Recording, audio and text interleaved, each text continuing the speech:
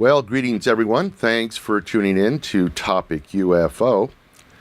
Tonight, we're going to be talking about a subject that, although we've touched on kind of in a different way, I've never seen anything quite like this before. Our guest is Debra Boice, and she has not only a unique story, but it's the aftermath of the story. What kind of happened after the story, or the original story, I should say, that is, pretty fantastic. Very unusual, to say the least. Before I bring her on, I just wanted to mention that a couple of days ago, we just reached 17,000 subscribers to Topic UFO on the Roku network, which is fantastic. I just couldn't be more happier. At the same time, only 166 people, I believe, have actually rated the show, gone out on the Roku channel website and given us a 5-star rating. So I want to ask again, if you have a minute and you can go out there on the Roku channel, you'll find Topic UFO under the special interest category, and give us your rating. Hopefully it'll be a good one. But I'd really like to see that number come up if we could. So appreciate it. All right, well, let's go get on with the show.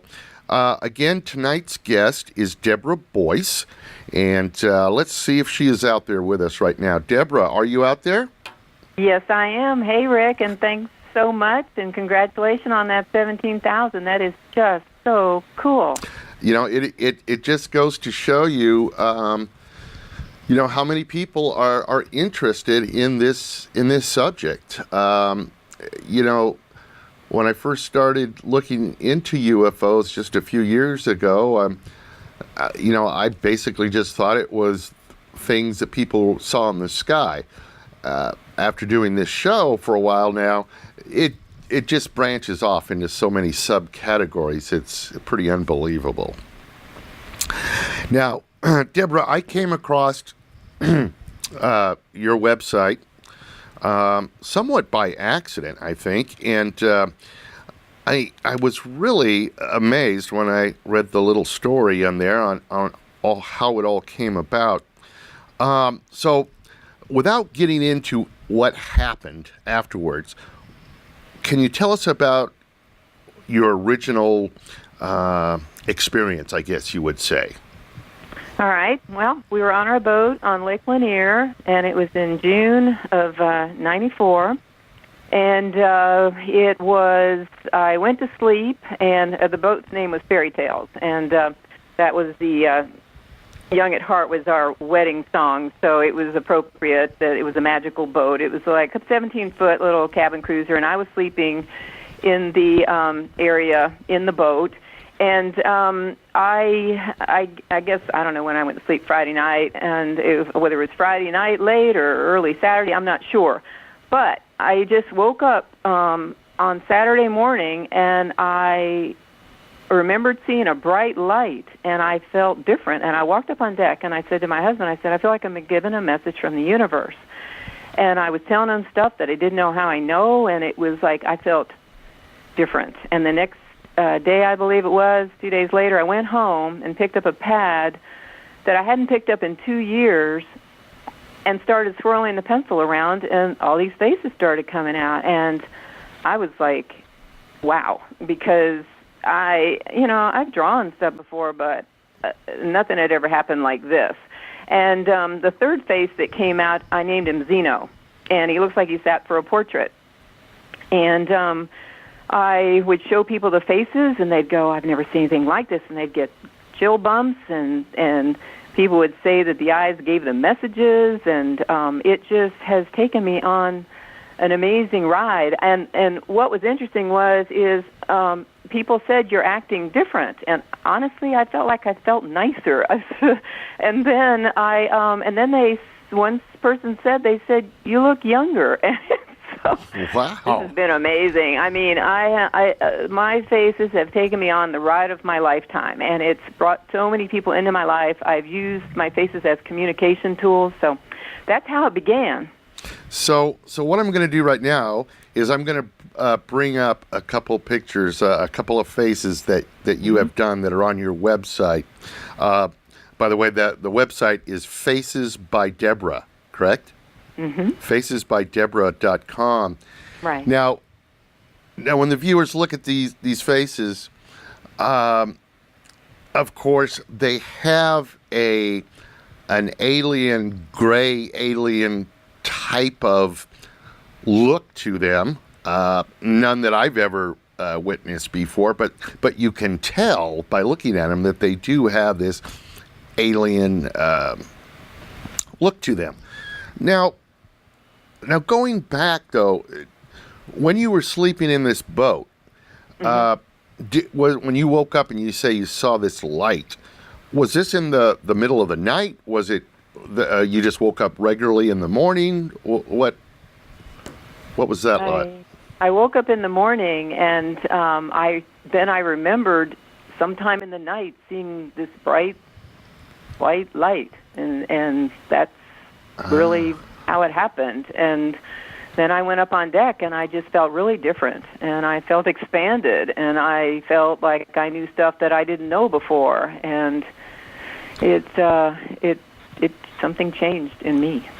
Now, I'm sure you've probably thought about this in your mind over and over again over the years, but do you think that that this light and this message, do you think maybe it was telepathically injected into you during your sleep, or do you think it actually happened, more in a physical realm, actually happened?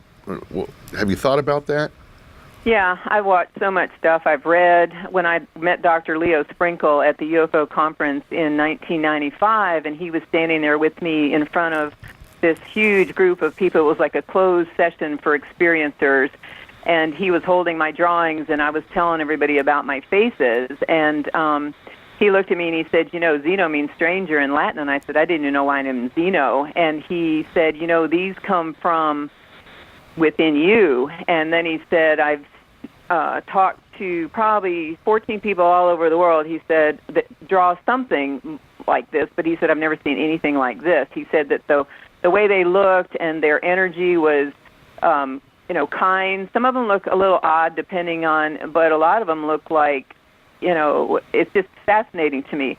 But I think this is what I think I've figured out, and I was watching something the other day, and David Childers was talking about, junk DNA. This is one of my theories, is that somehow, kind of like in Phenomenon, something happened, but I think something like, I read an article one time that you can awaken an encoding in your DNA, and somehow I've been picked to have these things funnel through me from different dimensions, the Akashic records of the universe. I don't know, but Leo on my website, Leo wrote the foreword to it, and he talks about many faces from many places. So that kind of encapsulates what I think. And they keep coming. I mean, and some of them look like people, some of them look like animals, some of them look very odd, some of them look, sweet. So, and when I watch television movies, sometimes I'll do drawings as I'm watching, and those are even more fascinating. Like when I was watching What the Bleep, and then this face came out, and I made notes all around it.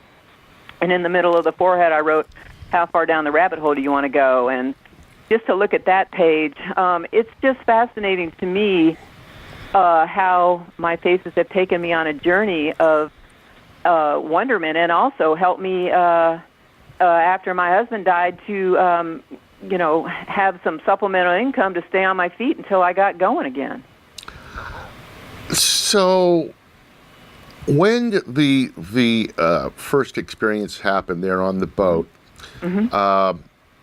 Had you, previously been going through any high stress or unusual issues with your life, or were things pretty normal when this hit? I think things were pretty normal. I mean, I've been married for about a year. I think what's interesting is this wasn't the first experience that I had. In '92, we were at Seaside, and I didn't think about it at the time, but we looked up in the sky, and there was this huge cloud formation going over, and there were these light blue and light pink and light green lights kind of going on and off in this huge, it's like the ceiling was 100 feet, this huge mass going over, and I didn't really think much about it, and I don't know how long we were standing there or what happened, but I drew some odd faces after that, but that was it. Then I saw the movie Close Encounters, and then it's like I saw stuff, and then I would see movies that would confirm that, first of all, I wasn't seeing things, but number two, that I was having an unusual experience. Now, where did you see the lights, in Seaside? I was at Seaside in Florida. Oh, Seaside, and we were out Florida. Right across from the beach, and it was I think it was June of '92, and I looked up in the sky, and I think the sun was going down, or it was getting dusk. I can't remember exactly, but I just remember seeing this huge, I mean, I had my own airplane at one time, so I know about ceilings and all that stuff, but there was huge cloud formation coming over, but then there were these lights muted, but they were floating over in the cloud. So that's when that happened. And then I drew some unusual faces, and I didn't even realize I'd drawn them until I looked at the date in '92. I'll have to send you a little card with them on it, because one looks like a butterfly, one looks like he just came out of a spaceship with a suit on, and one looks like a clown. Wow. So, and then when did you start the website? We got this one going just about a month ago. Oh, really? Oh, okay. Yeah. So I just happened to time it perfectly. Yeah, well, I had one, and then it was not time. And then when a series of events occurred, and Libby said, let's just do this. And I had all of my stuff ready from the last time, and we whipped it together, and she did an amazing job, and it is all timing in life. So,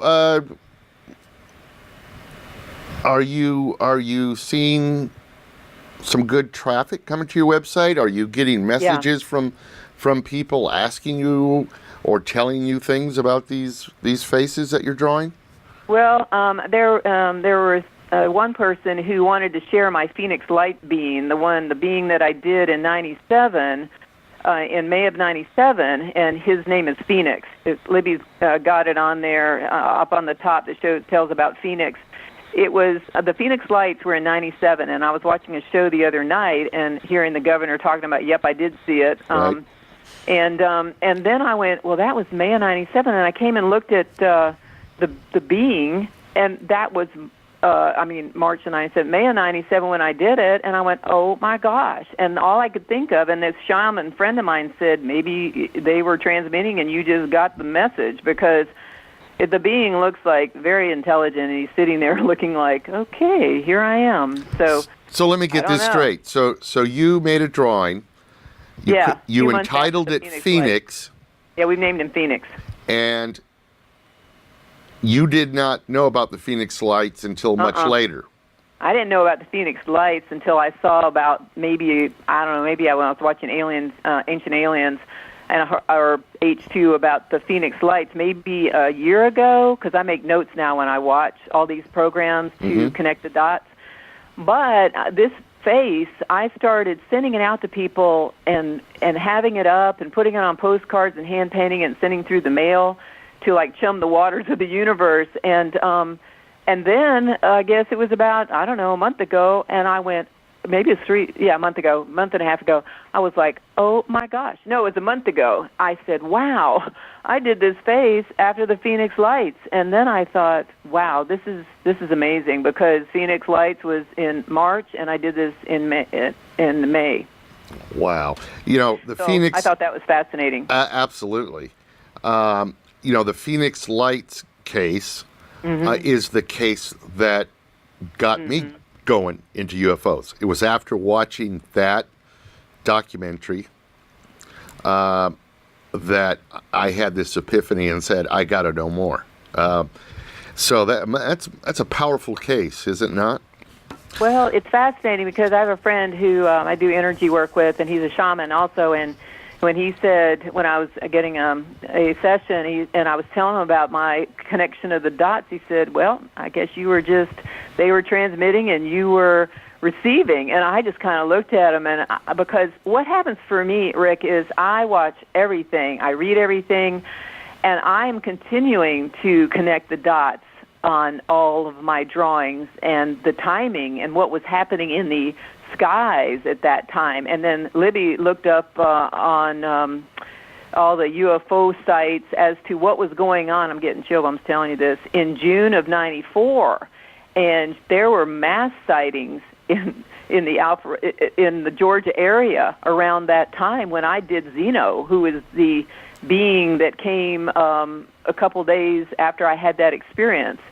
He's the third one that came from the swirling pencil, and he's fascinating looking. He looks like he sat for a portrait, and me being an artist, first of all, I thought, well, I have to be perfect when I started doing all this. Well, I erased all the swirls of the swirling pencil before I finally got to the concentric symmetry going of this face, but my sister said that she would show it to her artist friends in Boulder, and they would say they'd never seen anything like it, and it looked like an automatic something that was not like an artist thing they'd ever seen. So, and the cool thing is, I got to tell you one little story of how we got out to the UFO conference in '95. Is Jean, my sister, showed Peggy, her friend, my drawings, and Peggy was friends with Whitley Strieber, and so when Peggy must have told Whitley, and Whitley said they need to go to the UFO conference in Laramie that was in '95, and so my sister, who's married to a Methodist minister, and I went out there, and that's where I met Leo, and I was fascinated, and he gave me confirmation of many things. So I wanted to interject that. Oh, do you know Suzanne Chancellor by any chance? No. No? I'm going to have to get you in touch with her. Okay. I'm writing that down. Now, question I had for you, okay. and I'm sure a lot of people are wondering. Mm-hmm. Prior to this event on the boat in '94, mm-hmm. Were you an accomplished artist? Well, I always was drawing, and and in fact, my minor is in art, and so I took courses at Gulf Park College, and value for shortening. I did all this stuff, and I would actually I have one on my wall of my sister sent it to me when I was about 6, and I did this rabbit with yarn with a little sun with a smile face on it. So I think I already always had some kind of creativity in me. I mean, I taught myself to write. I used to write little poems. But this is what's fascinating too is I connected the dots shooting baskets about 3 years ago. That because my brother and I used to shoot baskets when I lived on 7921 Tacoma Avenue in Silver Springs, Maryland. And so I lived there in 1952, and that's when the saucers were over Washington, D.C. Well, I connected the dots when I was shooting baskets that's when I was 6, because I remembered this dream, because my sister said, why didn't you ever tell me about this dream? And I said, well, I didn't remember it until after the white light experience. Well, when I was 6, I had a dream that I was a representative from Earth and that I was at this conference. And there was this oval table, and there was I remember a large-headed alien and all these other beings around the table. Wow. And when I read Aliens Among Us by Ruth Montgomery, and she talked about, I don't know, I think it was Strangers Among Us, or in her book, Aliens Among Us, because I've been reading again, trying to figure out exactly where I remembered this from.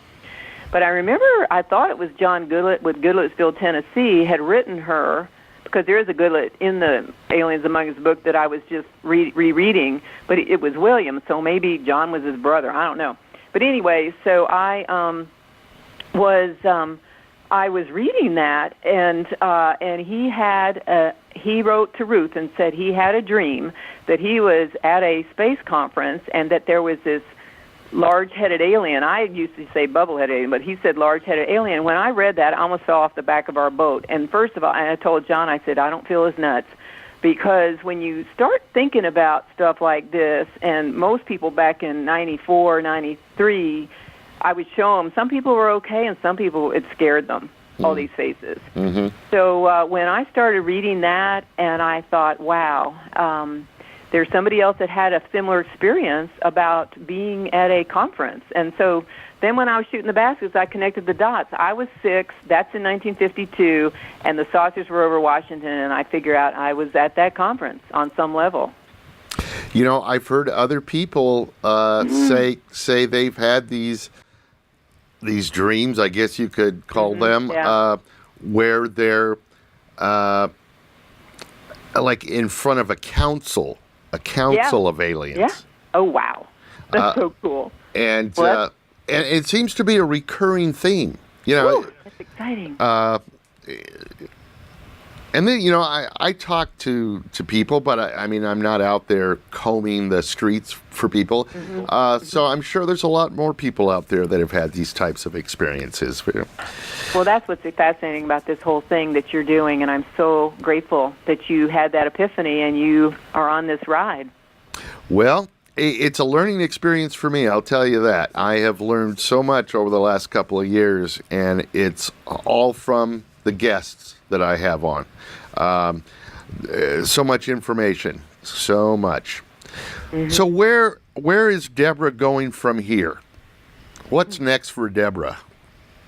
Well, now that we've got the site out there and you're asking me, the feedback I'm getting is fascinating. And I had one woman who wanted to share the Phoenix Lights being with her friend in Brazil. When I was in the Amazon back in 1960, on a gold expedition. You've led quite a life. Airplanes, boats, in the Amazon. Yeah, I was there in 1965. My father was a chemical and mining engineer, nuclear consultant, and he had his own company. And so I begged him for 5 years to take me to the Amazon on a gold expedition because they were pit mining for gold at the headwaters of the Amazon. And so after 5 years, he decided he would take me. Well, anyway, so my point is of all this, of where I'm going with stuff, is that I've had such adventures. I have met people in other parts of the world. When I was over there and met all the different people and connected with them, when I was in Walmart, it was probably, 15 years ago, I had my Xeno shirt on, and there was this little child waving to me about probably, 100 feet away from me, waving to me, because what people explain to me is that in other countries, this is a given. You know, this is an occurrence. They have experiences with beings. It's a given. Right. And so what I'm finding fascinating is, as to where I'm going with this, is that it will help me, and I'm going to be part of your group and adventure and watch your show and get a Roku thingy, and because all this stuff is kind of cool for me to connect with everybody in the world. I want people to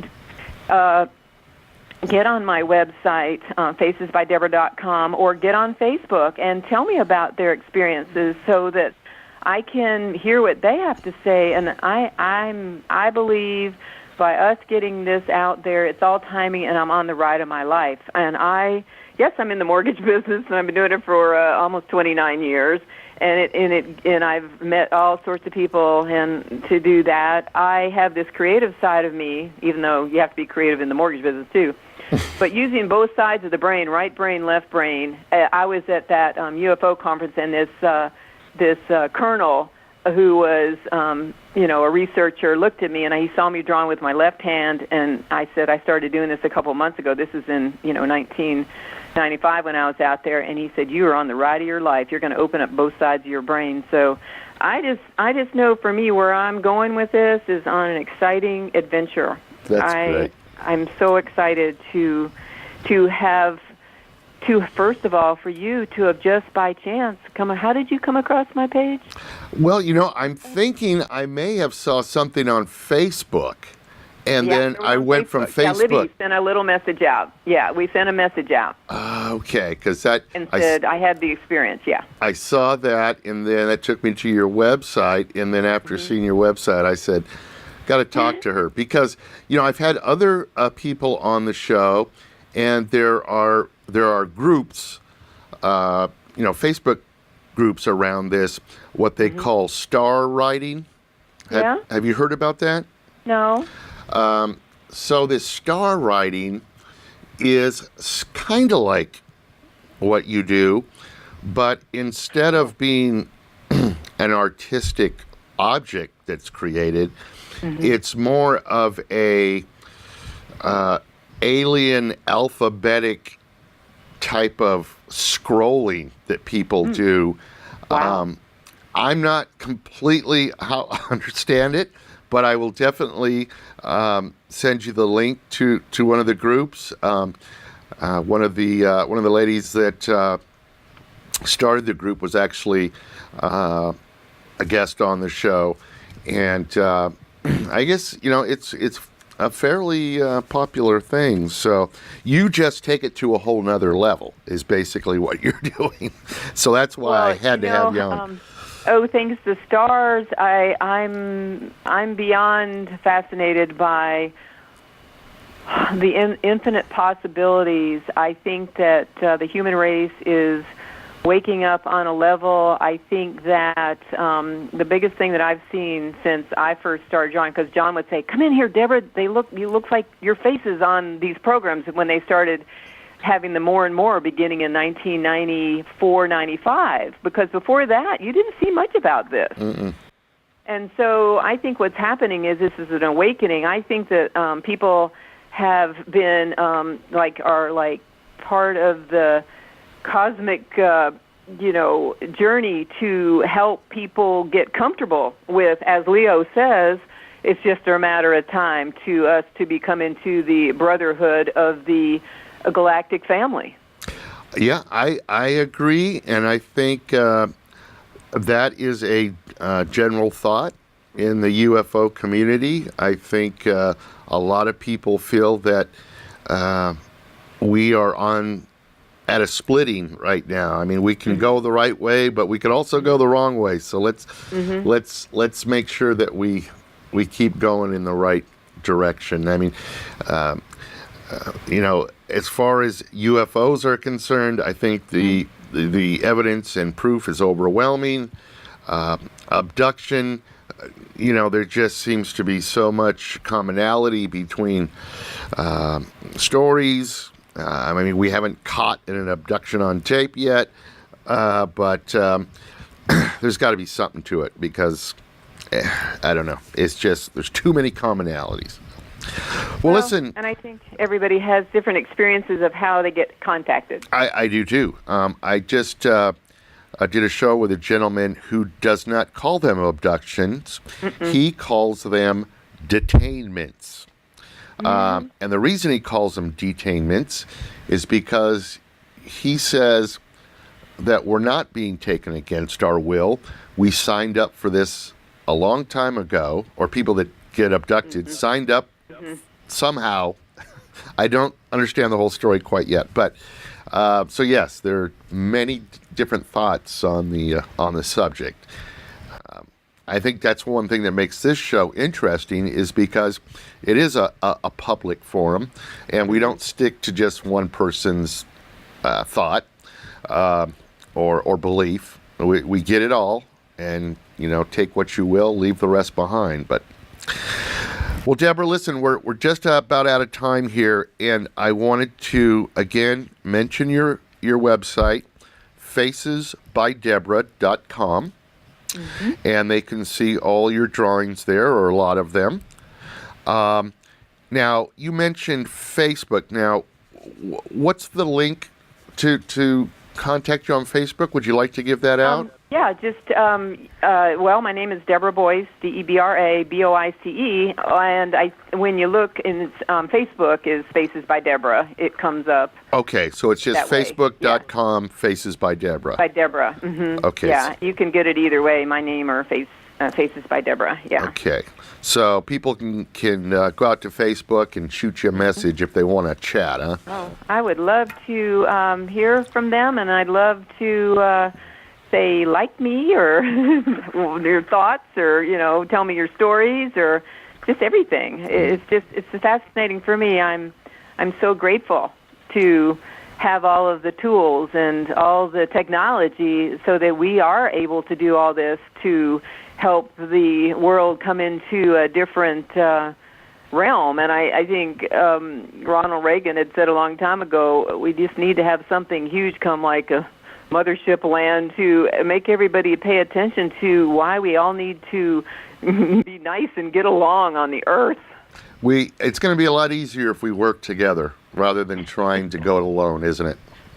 It's a ripple effect, and I believe, just like you were saying with your 17,000 people on your Roku, that it's going to ripple out, and where you're going to be, I'll be so fascinated to follow it and see where you're going to be this time next year, because I think it's going to exponentially ripple out and magnify. Well, I hope so. I really do, and for no other reason than to know that people are interested, because that makes me feel better when other people are interested.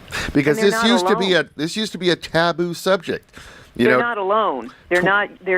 They have friends. Right. I mean, 20 years ago, 30 years ago, you would not see people on TV talking about things like this. You just wouldn't see it. So.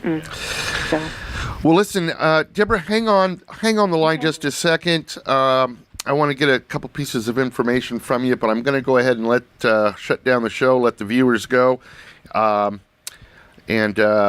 Thanks so much for being on, but stand by, and we'll say goodbye to the viewers. Thanks very much for watching tonight, and we'll see you next time. Bye-bye. Thank you, everybody. Bye-bye.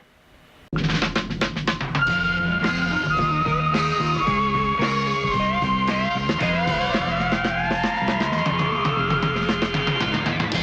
the door, you'll find the secret. To find the answer is to keep it. You'll believe it when you find something screaming across your mind. Green slime.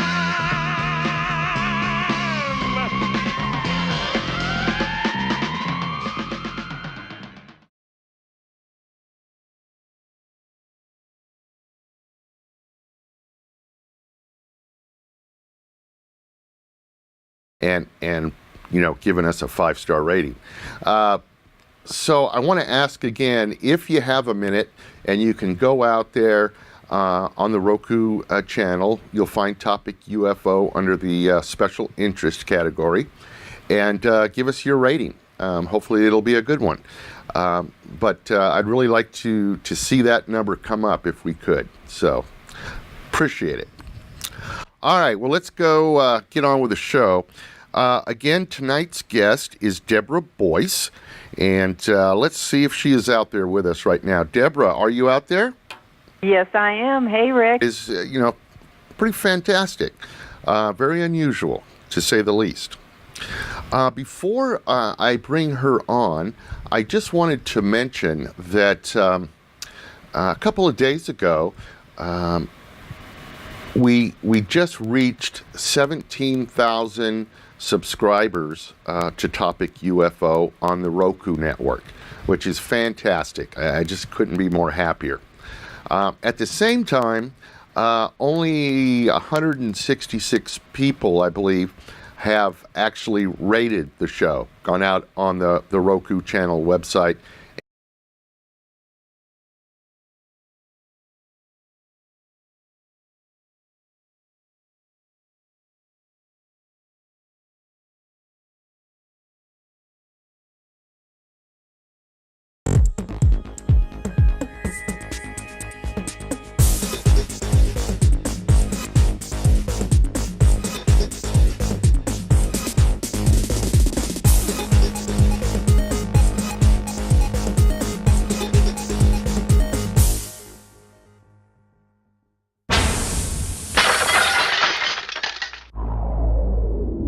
And thanks so much, and congratulations on that 17,000. That is just so cool. It just goes to show you, how many people are interested in this subject. When I first started looking into UFOs just a few years ago, I basically just thought it was things that people saw in the sky.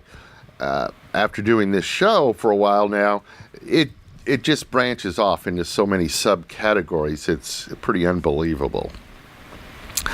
Now,